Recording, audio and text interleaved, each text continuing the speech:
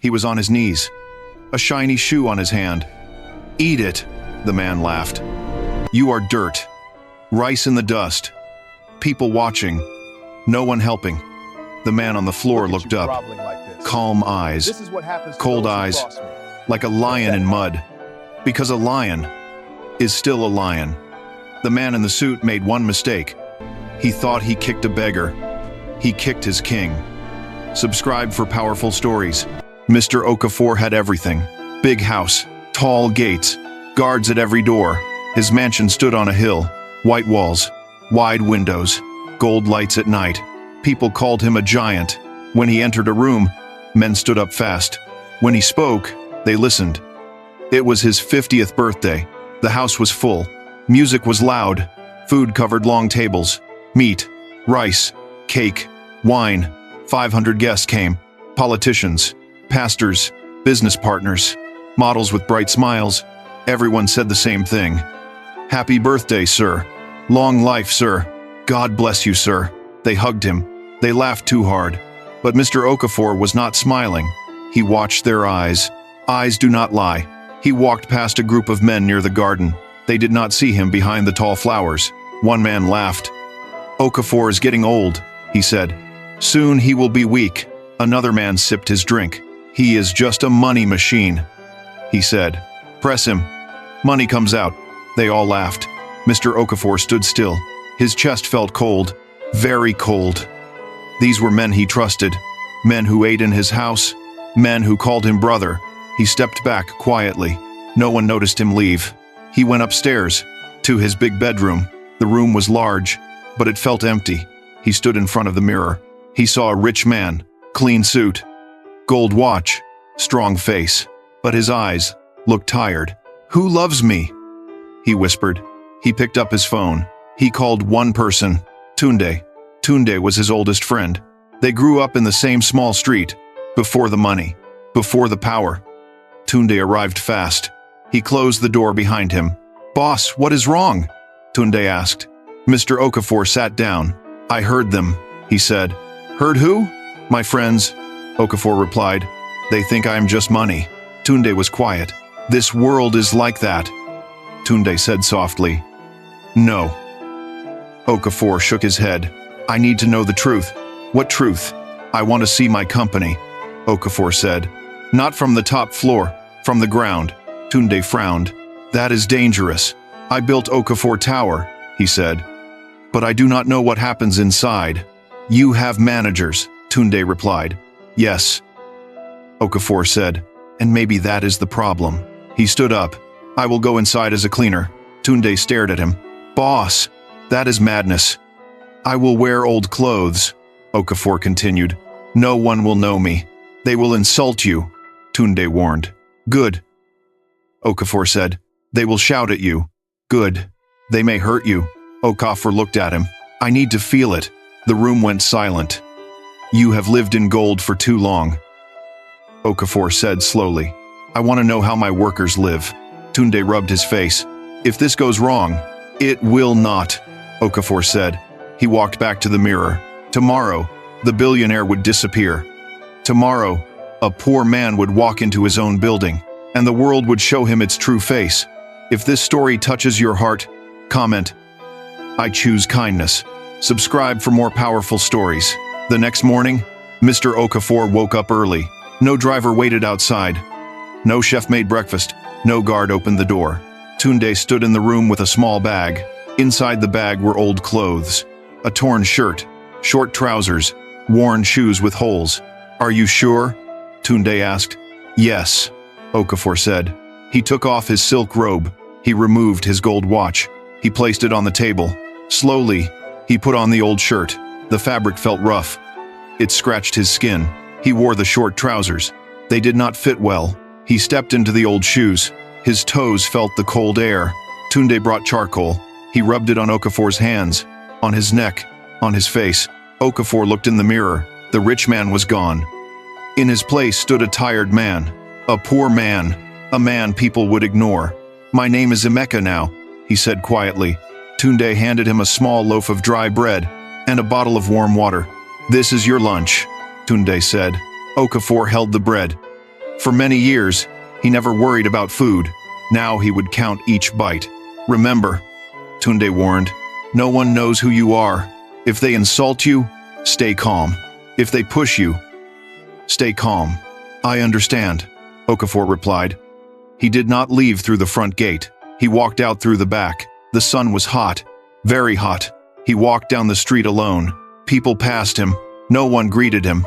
No one looked at his face. At the bus stop, many people stood close together. A bus arrived with loud noise. Okafor raised his hand. The driver looked at him and frowned. Quick, enter fast, the conductor shouted, and stand at the back. Okafor climbed inside. The bus was crowded. There was no space. A woman pushed him. Move away, she said. You smell. Okafor stepped aside. No one cared who he was. No one cared about his feelings. He held the metal rail. The bus moved fast. Each bump shook his body. He reached Okafor Tower. The building was tall and bright. Glass walls, shining doors. He had landed there many times in a helicopter. Today, he stood outside the gate. A security guard blocked him. Hey, what do you want? The guard asked. I came for the cleaning job, Okafor said softly.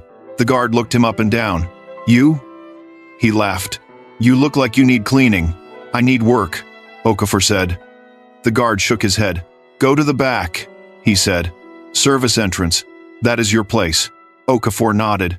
He walked around the building. The back entrance was dark. Boxes were stacked near the wall. The air smelled of waste. Workers moved in and out. Some looked tired. Some looked afraid. Okafor stood there quietly. This was the same company. His company. But it felt different from here. It felt cold. Hard. He took a deep breath. Today, he would see the truth. And the truth was waiting in the basement. If you have ever been judged by your clothes, comment, I am more than I look. Subscribe for more powerful stories. The basement was loud. Machines hummed. Carts rolled. Voices shouted. Emeka stood near the wall. He held his small bag close. Then he heard a sharp voice. Why are you late? The voice yelled. A tall, thin man stood near a table. He wore a bright purple suit. His shoes shined like mirrors. A young woman stood before him. She held a tray. Her hands were shaking. Sorry, sir, she said. The bus was slow. Excuses, the man shouted. I will cut your pay. The woman lowered her head. Emeka watched quietly. The tall man turned. His eyes landed on Emeka. And who is this? He asked. I am Emeka, he said softly. I came for the cleaning job. The man walked around him.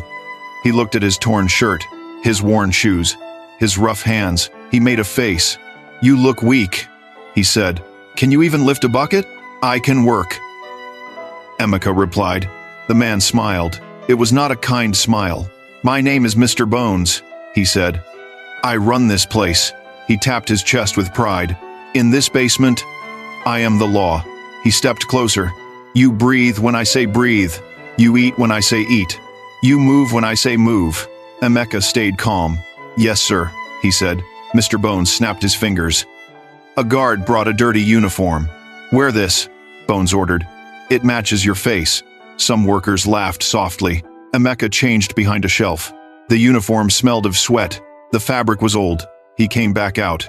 Mr. Bones handed him a mop. The main lobby, he said.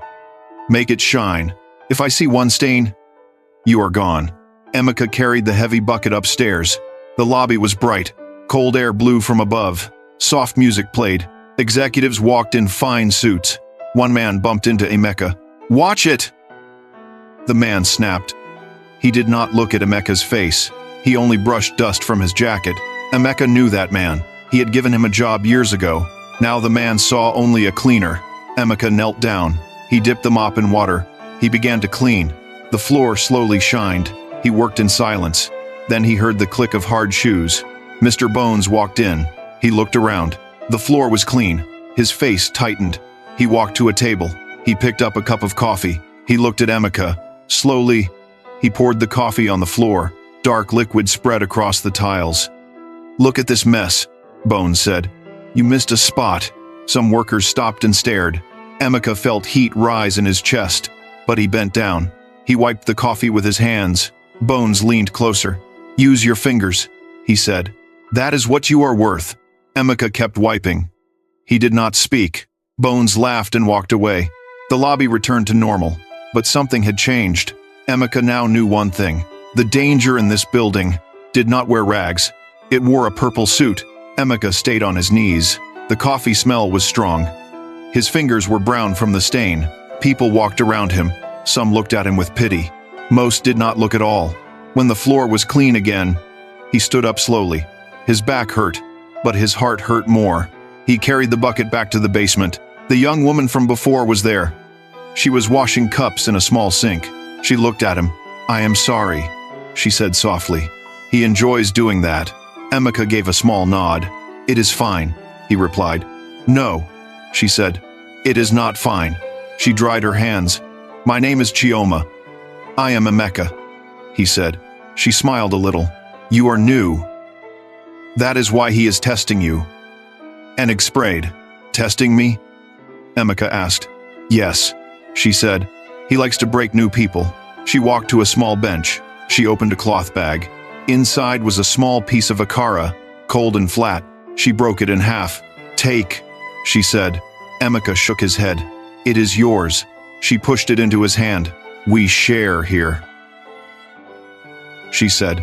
"If we don't, we suffer alone." He looked at the food. No one had shared food with him in years. Not like this. He took a bite. It was cold, but it tasted warm in his heart. "Why do you stay here?" he asked. Chioma looked down. She pulled a small photo from her pocket. It showed an older woman on a bed. "My mother," Chioma said. "She is sick. Hospital bills are high. Medicine is costly. This job is small," she continued. "But it helps." Emeka listened. He thought about the salary sheet. He remembered how small the numbers were. He had approved them without thinking. Now the number had a face. A sick mother. A tired daughter. "Mr. Bones knows about her," Chioma said quietly. "He reminds me every week." "What do you mean?" Emeka asked. "If I make him angry, he cuts my pay," she said. "If I speak too much, he threatens my job." She forced a smile. "So I stay quiet." Emeka felt something heavy inside him. He had built this company, but he did not know this pain lived inside it. Suddenly, loud footsteps came down the stairs. Mr. Bones appeared. He looked at the two of them. "What is this?" he snapped. "Break time is over." Chioma quickly stood up. "Yes, sir." Bones stared at Emeka. "You are slow," he said. "Very slow. I will try harder," Emeka replied. Bones stepped closer. "You better," he said, "because I can make your life very hard."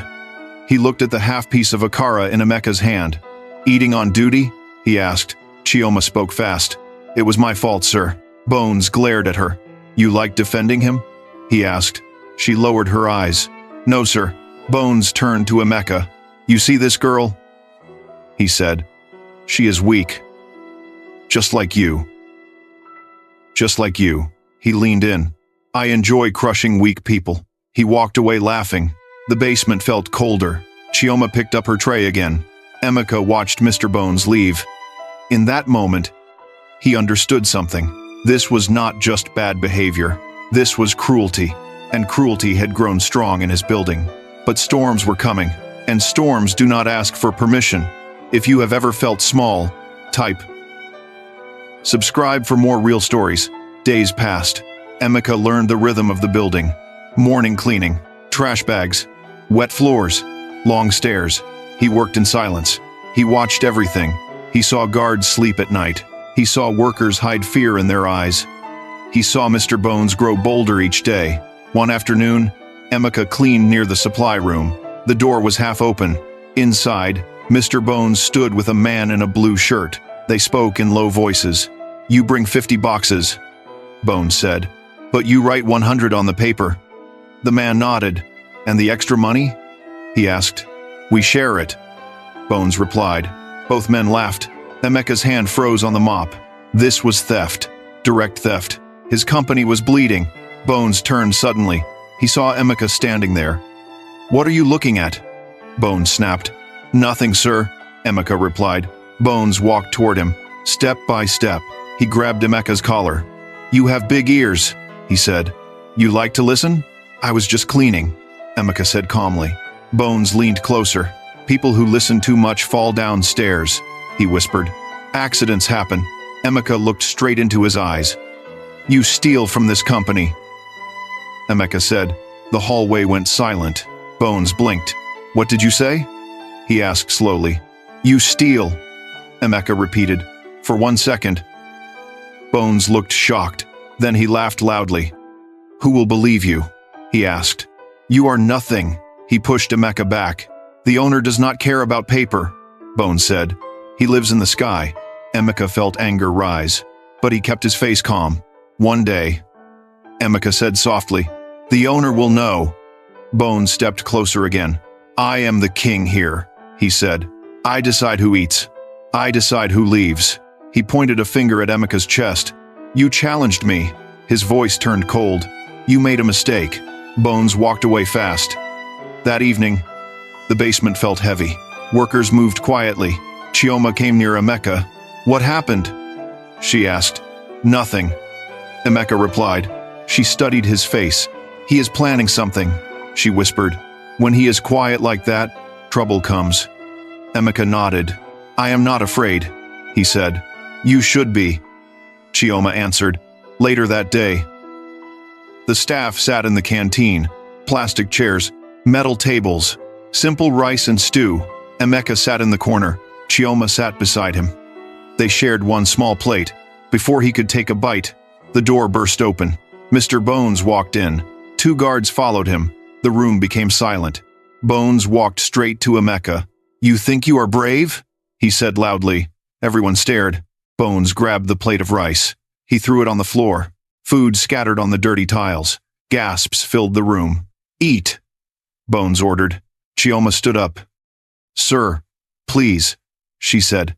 Bones ignored her. You want food? He shouted at Emeka. Eat from the ground. That is where you belong. The guards laughed. Workers looked down. Emeka stared at the rice. Dust covered it. He felt hunger in his stomach. But he stood still. I will not eat from the floor, he said. Bones smiled slowly. Then you will starve, he replied. He looked around the room. If anyone feeds him, you lose your job. Fear spread across faces. Bones leaned close to Emeka. You will break, he whispered. Everyone breaks. He turned and left. The door slammed shut. Silence stayed behind. Chioma's eyes were wet. Emeka did not move, but inside him, something had changed. The test was no longer small. It had become war. The next 2 days were quiet. Too quiet. Mr. Bones did not shout. He did not smile. He watched. Emeka felt it. Trouble was coming. On the 3rd morning, chaos began. Bones ran through the hallway. My watch! He shouted. My gold watch is gone. Workers rushed out of offices. Guards stood alert. It was on my desk, Bones cried. Someone stole it. He looked around slowly. His eyes stopped on Emeka. You, Bones said. Emeka stood near a trash cart. Yes, sir? You are the newest rat here, Bones said. You have big ears. Big pride. He stepped forward. Search him. The guards grabbed Emeka. They checked his pockets. Only a few coins. Nothing more. Check his locker, Bones barked. They dragged Emeka to the changing room. Chioma followed behind. He did not steal, she said. He is not like that. Bones ignored her. They opened Emeka's locker. Old clothes. Soap. Small towel. Bones picked up Emeka's bag. He turned it upside down. Clothes fell out. Then something shiny hit the floor. A gold watch. The room gasped. Bones smiled wide. There, he shouted. I knew it. Emeka stared at the watch. It was cheap. Not real gold. Not even heavy. I did not take that, Emeka said calmly. Liar! Bones yelled. He stepped forward and slapped Emeka. The sound echoed in the room. Chioma screamed. You put it there, she shouted. I saw you near the lockers yesterday. Bones turned fast. His face changed. You accuse me? He hissed. He raised his hand toward her. Before it could fall, Emeka grabbed his wrist. Strong grip. Very strong. Bones froze. The guards stared. Emeka's eyes were different now. Cold. Steady. Do not touch her, Emeka said. His voice was deep, not weak. Bones tried to pull free. He could not. Call the police, Bones screamed. This thief attacked me. The guards moved fast. They held Emeka. Chioma cried, "He is innocent." But no one listened. Within minutes, police arrived. They did not ask many questions. Bones spoke first. "He stole from me," he said, "and he attacked me." The police nodded. They grabbed Emeka's arms. Cold metal cuffs clicked around his wrists. Chioma stepped forward. "Please," she begged. One officer pushed her back. "Stay out of this," he said. Emeka looked at her. "Do not worry," he told her softly. They led him outside. Workers watched from windows. Some looked afraid. Some looked relieved. Bones stood tall. "You are finished," he said. The police van door slammed shut. Inside, the air was hot. Emeka sat still. He could end this fast. One phone call. One name spoken. Everything would change. But he stayed silent. He wanted to see how deep the rot had grown. The van moved. Through busy streets. Past tall buildings. Soon, the station came into view. Gray walls. Iron gate. The door opened. The officers pulled him out. They took his belt. They took his shoelaces. Then they pushed him into a small cell. The door closed with a loud bang. It smelled bad. Sweat. Dust. Pain. A man in the corner laughed softly. "What did you steal?" he asked. "Nothing," Emeka replied. The man shook his head. "In this place," he said, "being poor is enough." Emeka sat on the cold floor. For the first time in years, he felt what his workers felt. Powerless. Alone. And the night was just beginning. The night in the cell was long. Very long. The floor was hard. The air was thick. Mosquitoes buzzed in the dark. Emeka sat against the wall. He did not sleep. Other men talked in low voices. One man cried softly. Another coughed again and again. A young boy sat near the bars. "They caught me for nothing," the boy said. "I was just standing on the street." No one answered him. Emeka closed his eyes. He saw Chioma's face. He saw her fear. He saw Mr. Bones smiling. His jaw tightened. "I built a company," he thought, "but I did not build justice." Morning light came through a small window. Footsteps echoed in the hallway. Keys jingled. The cell door opened. A police officer stood there. "You," he said, pointing at Emeka. "Come out." Emeka stood up slowly. His clothes were still dirty. His face was calm. They led him to the front desk. A man in a sharp gray suit waited there. Clean shoes. Clean face. Strong eyes. It was his lawyer. The officer straightened up fast. The lawyer showed a card. He whispered something. The officer's face changed. Sweat formed on his forehead. "Yes, sir," the officer said quickly. He looked at Emeka with new eyes. "Sir," he said softly, "there has been a mistake." Emeka said nothing. The cuffs were removed. The door to freedom opened. Outside the station, a black car waited. Tunde stood beside it. When he saw Emeka, his face dropped. "Boss," Tunde said. "They treated you like this?" Emeka nodded once. "I am fine," he said. They entered the car. Cold air filled the space. The car drove away. For a few minutes, no one spoke. Then Tunde broke the silence. "The board is asking questions," he said. "They heard about the arrest." "Good," Emeka replied. "Tonight is the company gala," Tunde added. "Everyone will be there." Emeka looked out the window. Tall buildings passed by. Lights flashed in the sun. "Call the board," he said calmly. "Tell them I will attend." Tunde blinked. "As Emeka?" he asked. "No," Emeka said. "As myself." Tunde understood. The time for silence was over. Back at Okafor Tower, news spread fast. "The cleaner is in jail," workers whispered.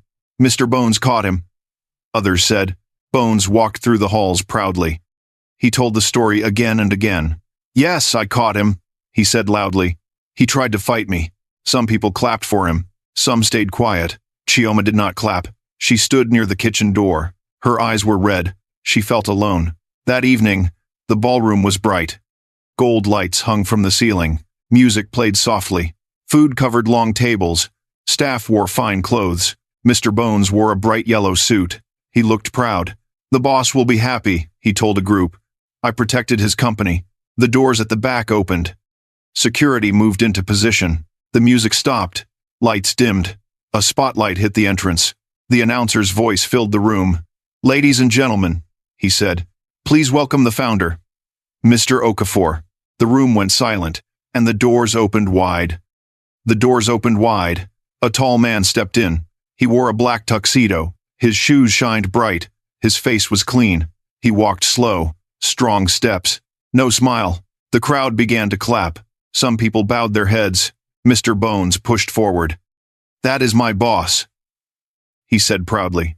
"My good friend." Mr. Okafor did not look at anyone. He walked straight ahead. The room felt smaller. The air felt heavy. Chioma stood near the back wall. She looked up. Her eyes widened. Something about the way he walked felt familiar. Mr. Okafor stopped in front of Mr. Bones. Bones bowed low. "Sir," he said loudly. "Welcome, sir." Okafor looked down at him. "Welcome," he repeated. Bones smiled wide. "Yes, sir." "Everything is perfect. Your company is safe." "Safe?" Okafor asked. "Yes, sir." Bones continued. "I even caught a thief yesterday." The room murmured. "A cleaner," Bones said. "Dirty man. Named Emeka." Chioma's hands began to shake. Okafor's eyes did not move. "Is that so?" he asked. "Yes, sir," Bones replied. "He stole my gold watch." Okafor slowly reached into his pocket. The room grew silent. He pulled out a watch, but it was not gold. It was cheap plastic. Light, simple. Bones stared at it. "How do you have that?" he asked. Okafor stepped closer. His voice dropped low. "Because," he said, "I am Emeka." The words fell like thunder. The room froze. No one moved. Bones blinked. "No," he whispered. "That is not possible." Okafor removed his jacket slowly. He rolled up his sleeve. The same mark was there. The small scar on his wrist. Chioma gasped. She remembered. When Emeka cleaned, she saw that same scar. Bones stepped back. His face turned pale. You cannot be," he stuttered. Okafor's eyes were calm. "On my knees," he said quietly. "In the mud. In your basement." The crowd began to whisper. "He made me eat from the floor," Okafor said. "He poured coffee on my hands." Each word was sharp. "He framed me. He sent me to jail." Bones dropped to his knees. "Sir, please," he cried. "I did not know it was you." Okafor's voice rose. "That is the problem," he said. "You only respect power." He looked around the room. "How many of you walked past me?" he asked. "How many of you saw and said nothing?" No one answered. The silence was loud. Chioma felt tears in her eyes. Okafor turned back to Bones. "You called me dirt," he said. "You called me rat." Bones shook his head fast. "It was a joke," he cried. Okafor's face hardened. "It was not a joke to me," he said. "And it was never a joke to them." He pointed toward the staff. "Cleaners, guards, kitchen workers. They live this life every day." Security guards moved closer, not the old ones. New faces. Serious faces. "Mr. Bones," Okafor said slowly. "Your time is over." Bones reached for his leg. "Please, sir. I have children." Okafor stepped back. "Chioma has a sick mother," he said. "But you did not care." The guards lifted Bones to his feet. He struggled. He shouted, but no one helped him. For the first time, Mr. Bones was the one on the ground, and everyone was watching. Mr. Bones was dragged toward the exit. His yellow suit was wrinkled. His face was wet with sweat. "Please," he shouted. "Give me one chance." No one moved. The same workers he mocked now stood silent. The doors closed behind him. The music did not start again. The hall stayed quiet. Mr. Okafor stood in the center. His chest rose slowly. His eyes scanned the room. Fear sat on every face.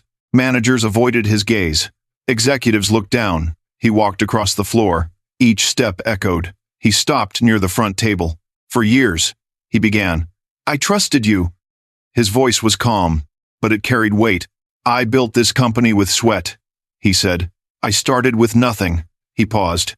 "My father was a cleaner," he added. A murmur spread across the room. "Yes," he continued. "He cleaned offices at night. I watched men step over him. I watched them ignore him." His voice grew tight. "I promised myself something. If I ever rose high, I would never forget the ground." He looked at the managers. "But I forgot to check the basement," he said. Silence. "I allowed wolves to guard my sheep." Some heads lowered deeper. He turned toward the staff at the back. The cleaners, the kitchen workers, the guards. I wore your uniform, he said. I carried your bucket. I felt your hunger. His voice softened, and I saw your fear. Chioma stood still. Her hands were folded tight. Okafor walked toward her. The crowd parted slowly. When he stopped before her, she looked down. Look at me, he said gently. She raised her eyes. They were wet. When I was thirsty, he said, you gave me water. When I was hungry, you shared your food. When I was accused, you spoke for me. Chioma shook her head. I only did what was right, she whispered. That is rare, Okafor replied. He turned back to the crowd. This company needs a heart, he said. It has money. It has power. But it lost its soul. He raised his hand. From today, he declared, things will change. The board will audit every account. Gasps filled the room. We will fix salaries. Some workers looked up in shock. We will open a welfare office. He paused. And Chioma will lead it. The room stirred. Chioma stepped back. Sir? She said softly. You understand pain, Okafor said. You understand kindness. He faced everyone again. No worker in my company will ever eat from the floor again. Applause started slowly. Then it grew. Real applause. Not forced. Not fake. Chioma covered her mouth. Tears rolled down her cheeks. Okafor gave a small nod. The fear in the room changed. It became something else. Hope. For the first time that night, the hall felt warm. And the true cleaning had just begun. The next morning felt different. Sunlight hit Okafor Tower, but the air inside had changed. Workers walked in with slow steps. They were unsure. They were watching. News had spread fast. Mr. Bones is gone, people whispered. Police took him, others said. An audit team arrived early. They carried files. They opened computers. They checked accounts. Managers sat in silence. No loud voices, no cruel jokes. Upstairs, Mr. Okafor stood by his window. He looked down at the street. Cars moved. People hurried to work. He thought about the basement. He thought about the cell. He touched his wrist. The small scar was still there. A reminder. Tunde entered the office. The board supports you, he said. They were shocked. They should be. Okafor replied. Later that day, a meeting was held. Not in the ballroom, in the main hall. All staff were invited. Cleaners, drivers, guards, managers. Everyone stood together. No special seats. Okafor stepped forward. No tuxedo today. Just a simple suit. I owe you something, he began. I owe you truth. He told them everything. How he dressed as a Mecca. How he cleaned floors. How he slept in a cell. Gasps filled the hall. Some workers wiped their eyes. I did not do this for drama, he said. I did it because I was blind. He looked at the cleaners. I saw your pain too late. He looked at the managers. And I trusted the wrong people. He took a slow breath. But trust can be rebuilt. He called Chioma to stand beside him. She wore a neat dress now. Still simple. Still humble. This is the new head of staff welfare, he said. She will report directly to me. Applause filled the hall. Not loud, but honest. New rules were announced. No salary cuts without review. No abuse. No hidden fees. Anonymous reports would be allowed. Workers could speak without fear. Weeks passed. Changes became real. The basement was cleaner. Not just the floor. The attitude. People greeted each other. Some even smiled. One afternoon, Okafor walked through the lobby. A new cleaner was mopping. Okafor stopped. He bent down. He picked up a small piece of paper from the floor. He placed it in the bin. The cleaner looked shocked. Thank you, sir, the young man said. Okafor smiled. No, he replied. Thank you. Outside the building, on a far street, a man in an orange vest swept dust. His yellow suit was gone. His pride was gone. Mr. Bones kept his head low. Life had turned. Back in his office, Okafor placed a small sign in the lobby. It read, "Respect everyone." He stood back and looked at it. Power is loud. Kindness is quiet. Money can build walls, but character builds people. Never look down on someone, unless you are helping them rise, because the person you ignore today may be the one who changes your life tomorrow. If this story touched your heart, type, "I choose respect." Subscribe for more powerful stories.